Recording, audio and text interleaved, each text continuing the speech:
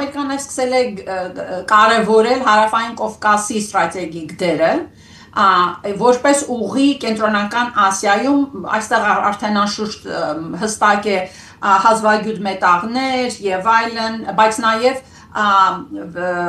արտադրական շղթաների ստաբիլության հարցն է Ամերիկայի Միացյալ Նահանգների համար դրված, քանի որ գլոբալ համակարգով, գլոբալ համակարգը ֆրագմենտացած է մի քիչ, այստեղ Ամերիկայի Միացյալ Նահանգների համար կարևոր է այդ արտադրական շղթաների ստաբիլությունը, թափանցելիքությունը, կանխատեսելիությունը։ Եվ սրանք են այդ որոշ գործոնները, որ կարևորում են եւ բացատրում են, թե Ամերիկայի Միացյալ Նահանգները ինչու է հետաքրքրված Հարավային Կովկասով։ Ես չեմ ընդունում այն թեզը, որ սա, չնայած ասում եմ գերտերությունների լարվածություն կա, պայքար կա, բայց Ամերիկայի պետք է դա ասել, հասկանալով նաեւ, թե Ամերիկայի Միացյալ Նահանգները ինչ